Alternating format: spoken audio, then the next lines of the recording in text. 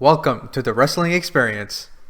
Or apparently we've been wrong this whole time when we say Raw is too long at 3 hours because according to Randy Orton, it's not long enough. And who's going to disagree with him? Come on, Randy, but don't you even watch the show? I'm sure he just goes in, he does his promo, and he's like, "Hey, that was short." He probably just watches his segments. But honestly, he was in this episode a lot today. So he I don't know. was, he was. It was a Randy Orton show. But hey, I'm Jazzy Podcast, And I'm Johnny Podcast. and we are here to recap Monday Night Raw. And speaking of the devil, the show opens up with the Viper, and he's all fired up. And he's talking about beating Kevin Owens, Seth Rollins, and Keith Lee last week. Earning his rematch when he should have just gotten the rematch to begin with. And That's true. he talks to Keith, and he's like, "Listen, Keith, the more we cross paths, the more likely I'm gonna kick your head, and I'm gonna kick you in the head." So it's really funny because this is at this point where he says that, like, listen, like, we can talk about my accolades, but we don't have enough time because Raw only runs 3 hours. And I'm like, what is he smoking? I don't know, but it must be good. He turns his attention to Drew McIntyre. He puts salt in the wounds by saying that he kicked him in the head and he broke his jaw, and that, like, if he's not able to compete at Clash of Champions, which is the one pay-per-view where every title must be defended, well, then Randy Orton should get that title handed to him. I bet you one title is going to be forgotten at this pay-per-view. Ugh. Because what do they have? 3 women's titles, and then like 6 men's titles. So that's 9 matches at least, or maybe even 10. Maybe I forgot the 24/7 championship. So something's getting forgotten on this Night of Champions. I wouldn't be surprised. So right after this promo, though, an ambulance cuts him off, and for a second I thought it was Scott Steiner making his his return to Raw. I think we all did, and I think we all were a little excited at that, and we were also disappointed. But Yeah, it was not Scott Steiner. But it's like probably the second best thing it could have been. It was Drew McIntyre. He came out. He was driving the ambulance. He came out and he pretty much just claymored Orton and laid him out. It was pretty nice. And can I say that he was looking like $1,000,000? You can, and he was, because I don't know, in a black tank top, he looks like a golden god. But here's the thing, Chiseled though. out of God's marble. I just think that just the image of Drew McIntyre coming out in an ambulance is just silly to begin with. Like, I don't get it. Like, I don't understand what the whole point was, but I didn't like it. But hey, what Maybe I did in like, America, when you leave the hospital, you take the ambulance and you drive away to where you got to go. So maybe Drew is like, "Oh, he's done. Take the ambulance and go." Maybe that's how it works over there. Who knows? sure. I mean, yes, it is a wacko state of Florida. But hey, he hits him with a claymore, and that's the one claymore of many claymores. But The stay first tuned. of many. Yeah, exactly. And a bunch of referees, they break them apart, and that's about it. Next up, we have a backstage segment with the Hurt Business, and they're basically bullying a janitor. Like, they're claiming that he said something about Shelton's mama. And I'm just thinking, I'm like, now, if that was Mr. T, though, he'd give him a 1-hour Discord on his mama.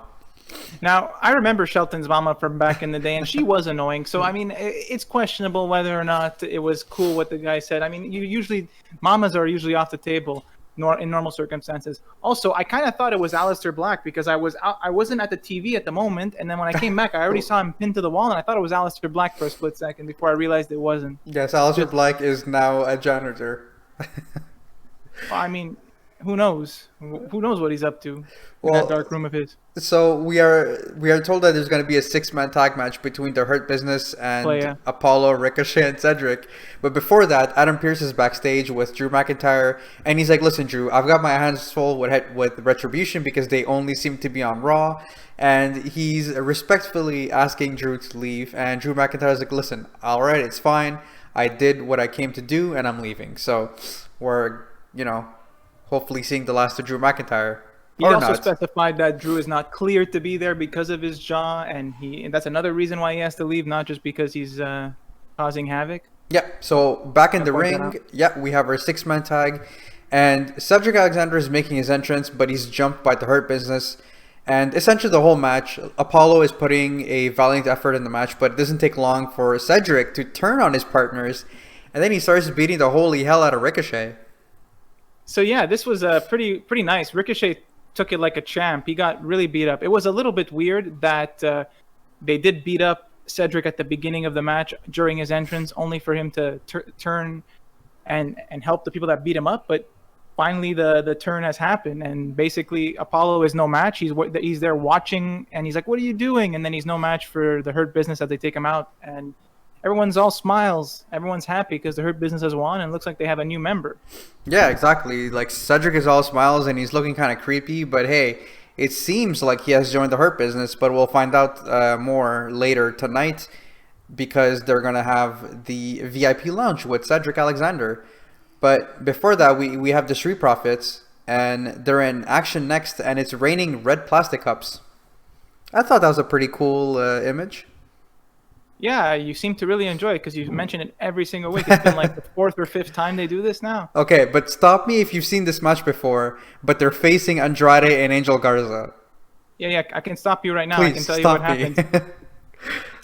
Long story short, if you saw the previous segment, it's a pretty much Control-C, Control-V, copy-paste here, because what ends up happening is that clearly Andrade and Zelina are not, happy with what Angel did last week, abandoning them. Also, Demi from The Bachelor is not there either. Not sure what happened with her. So this match doesn't really go for very long, and eventually Angel is just decides to leave, and Andrade is left to just lose. So that I guess another tag team has been split. It's honestly like we seem to be in a world where the WWE absolutely hates tag teams. I just don't understand.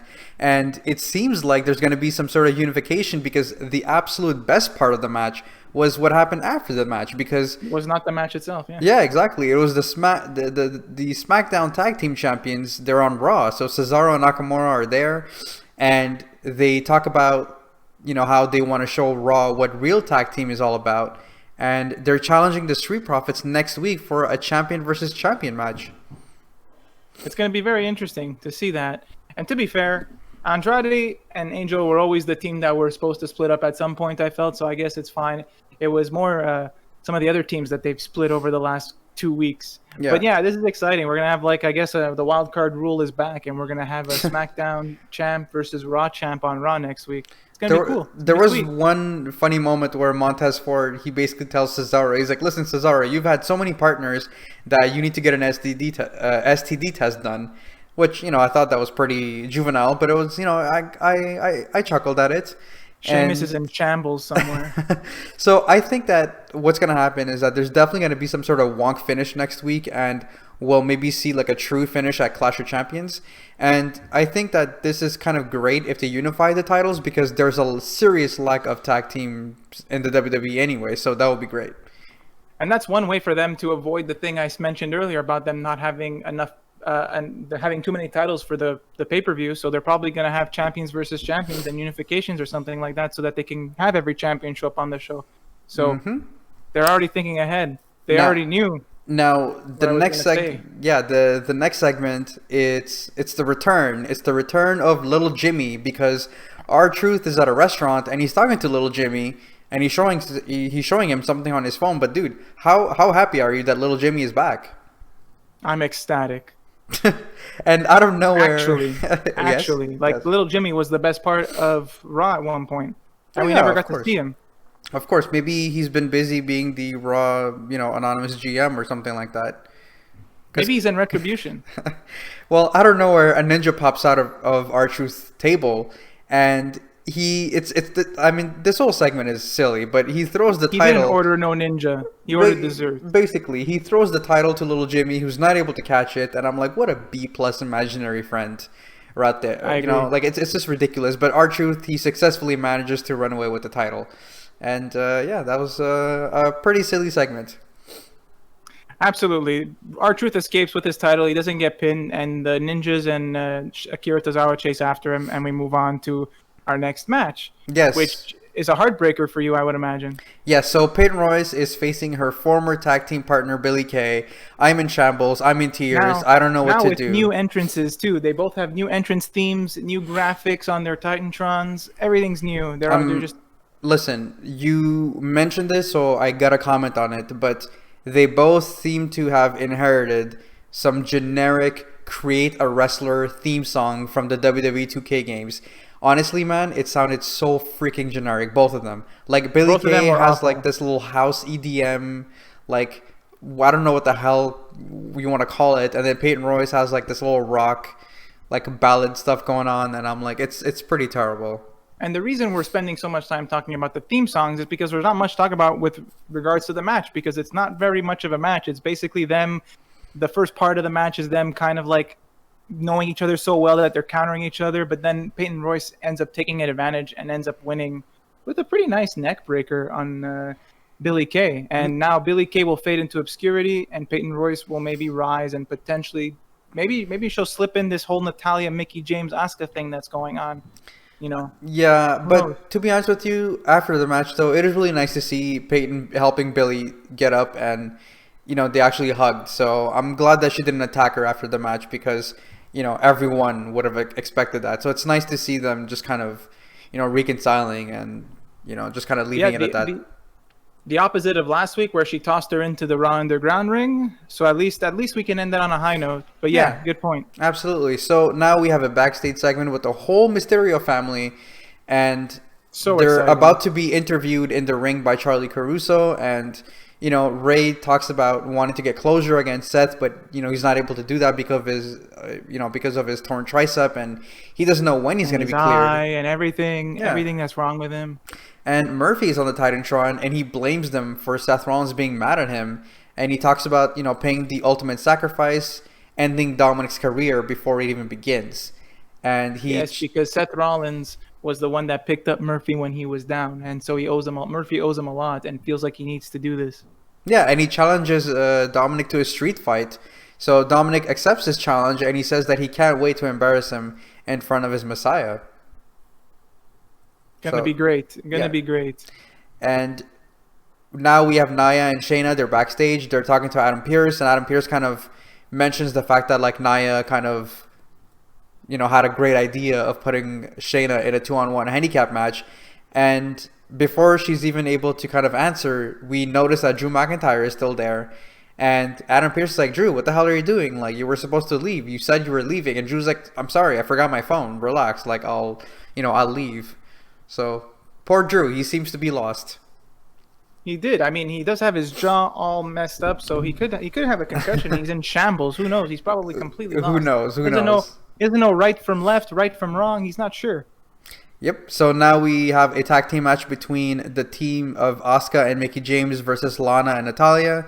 Not much to say. It was a pretty decent match. But I guess the whole story is that Mickie James wants that title match against Asuka, and towards the end, Mickie actually goes on the top for the victory, but Asuka out of nowhere tags in kind of cheaply, and she taps out Lana, and Mickey's kind of like, oh, okay, I see what you did there. So they also did announce, they made it official that Mickie James is facing Asuka for the Raw Women's title next week on Raw. Not only that, but it looked like Mickie James needed the tag and Asuka wasn't there, and then she had to figure it out for herself. And when she did, Asuka tagged in to get the Asuka lock on Lana, while Mickie just decided to hold Natalya back so that her partner can get the win. It was an interesting match, and it's going to be a very good one-on-one match for the title next week. I don't expect Mickie to win, but no, exactly. If they get enough time, it's going to be just as good as their takeover match. Absolutely. I can't wait for that. So now we are making the Cedric and the Hurt Business, I guess, initiation, official. They're backstage, and Shelton is kind of reluctant, though. So he kind of says that this better not be a game, because he will find out, and he's going to show him why they're called the Hurt Business. But in the ring, it's, they're all smiles. They introduce Cedric as the newest member of the Hurt Business. They even offer him a shirt that actually says "I'm in" the back. And they kind of ask Cedric for an explanation. And, Cedric makes a good point. He says that he was kind of tired of being in the business end of a beatdown. And he'd rather learn and earn than, go for broke with Ricochet and Apollo Crews. Because, Ricochet, he's like, how am I supposed to be, a teammate with the one that calls himself the one and only?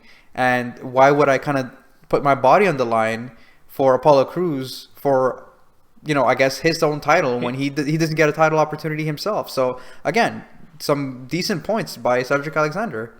Yeah, I'm actually happy for him. He's finally gonna get featured. He's gonna have a prominent role, and hopefully not be so much of an afterthought.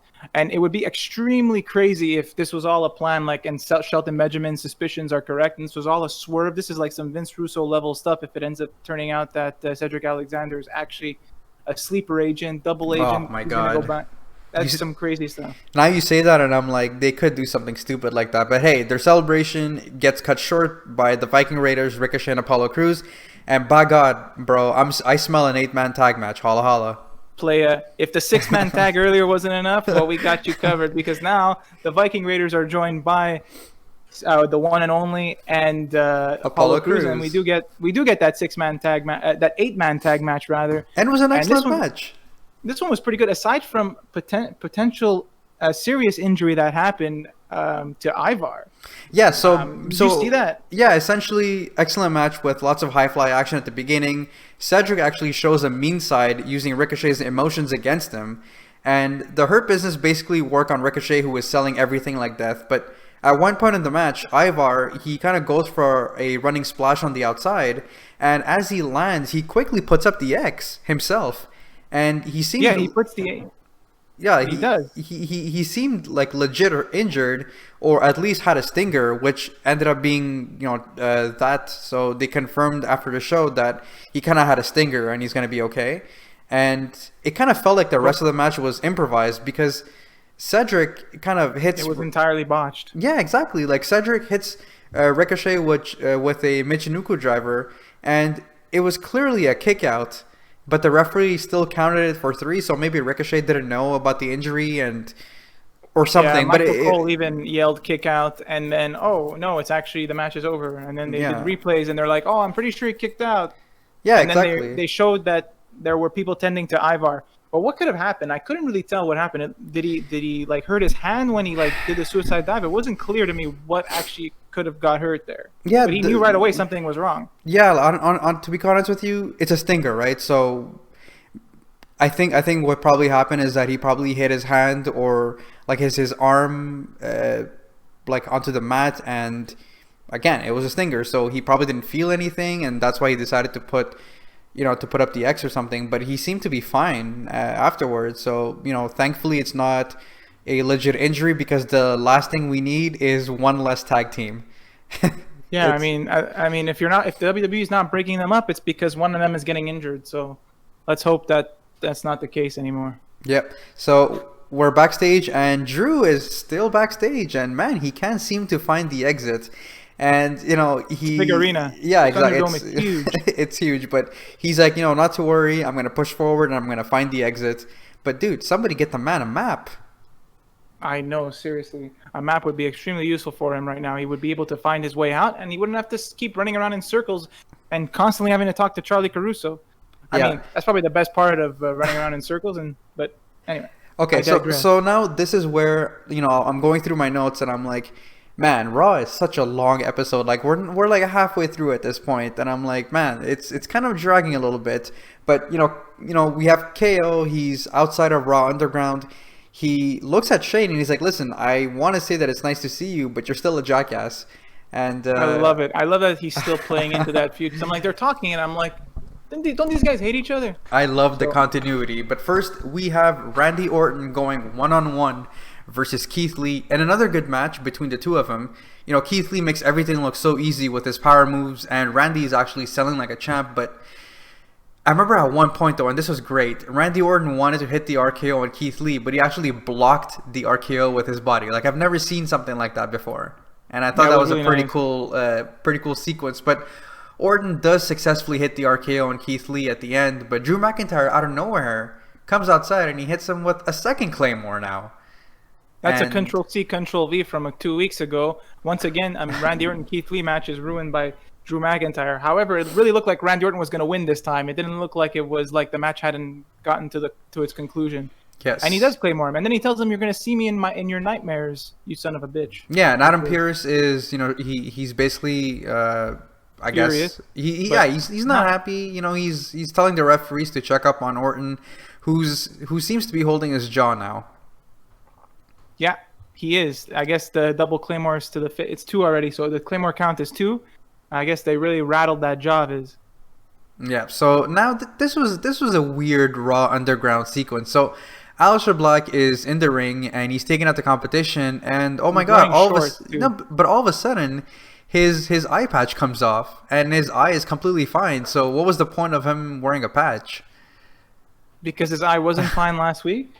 Clearly. But that's not the point. He was wrestling in Raw Underground with the patch, and he doesn't move, and the patch comes off, and his eye is fine. So why was he wearing the patch tonight? That's maybe he wanted to be at a disadvantage for having one eye. You know, maybe he thought Kevin Owens was not worth his time, so he's like, let me put an eye patch on. Yeah, but anyway, speaking of Kevin Owens, he kind of gets in the ring and he hits Aleister Black with 2 power slams, and we're told that Raw Underground is going to be back soon. Imagine that. After the first power slam, we got to cut the commercial, guys. It's just ridiculous. So we're backstage and Adam Pearce is apologizing to Randy Orton for not being able to keep Drew McIntyre in check. But this time he's gone. He made sure that he walked him out himself, and Randy's not having any of it. He's really pissed off. And I'm not sure. I'm sure we'll see more of Randy Orton and Drew McIntyre later on. But now we have. The show revolves around them or anything. No, exactly. Yeah. But here we go. We got our 2-on-1 handicap match. Yeah, basically Shayna facing the Riot Squad and Nia Jax is ringside. And Shayna has Ruby in a submission hold, but she's also bickering with Nia Jax outside, who says that she can do a submission better. And I'm like, ha, you wish, Nia. And I don't think so. I don't think so, Nia. Yeah, and that bickering turns out to be Shayna's demise, because Liv was actually able to roll up Shayna Baszler for the win. So, you know, it's actually an upset, because Liv Morgan actually beats Shayna Baszler and Nia is just laughing outside, and Shayna just can't believe it. Though? It's 2 versus 1. But yeah, I suppose you're right. Yeah, Nia's laughing it up, and it's great, and you know, she's gonna have her chance to have a 2-on-1 handicap match very soon after this commercial break. But don't we have to go back to Raw Underground to see another slam before we can cut back to commercial? Oh yeah, yes, so we do. We are back on Raw Underground, and KO and Aleister are still fighting, and Dolph Ziggler is there. He's cheering them on, but secretly he's telling himself that it should have been him. It should have been him, yeah.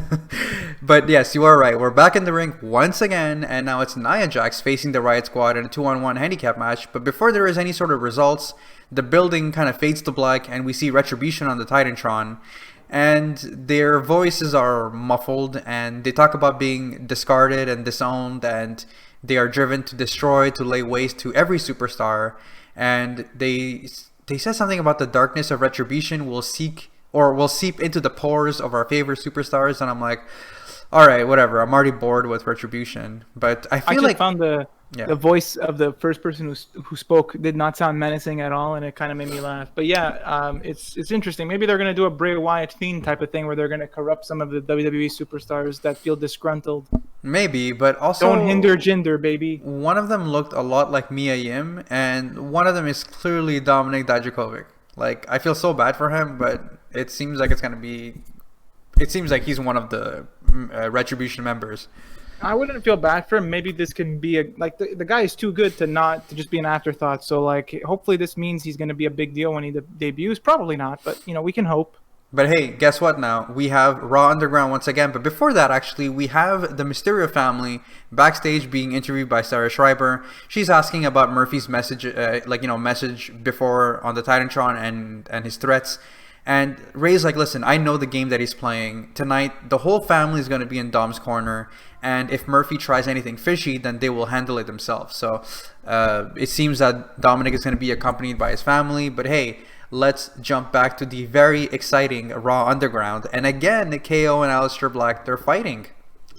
Yeah, mid-suplex. We catch them mid-suplex or whatever, and then they're outside of the ring, and they're doing all kinds of crazy stuff. Yeah, and then there's that big dude. I forgot his name, but he's kind of had enough, and he lays out KO and Aleister Black.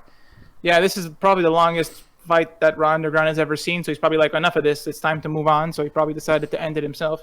And pretty much. So basically, nothing happened. That was totally wasted. Kevin Owens and Aleister Black, big blow-off match. Nothing really happened. Nobody cares. Yeah, nothing really happens. But hey, we do see Randy Orton. He's holding onto his jaw. Poor guy. He has a suitcase in his hand. And before he's even about to kind of answer Charlie Caruso's question, Drew McIntyre comes out of nowhere and he assaults Randy Orton. And it's kind of heelish, if you ask me at this point.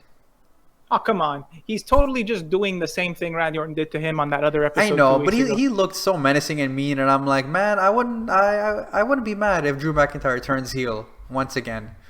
No, relax. Yeah, you're jumping I know. But yeah, but he hits him with the third Claymore. Yeah, he hits him with the third Claymore, and it's the third and the last Claymore of the night, and poor Randy Orton is taken out in an ambulance.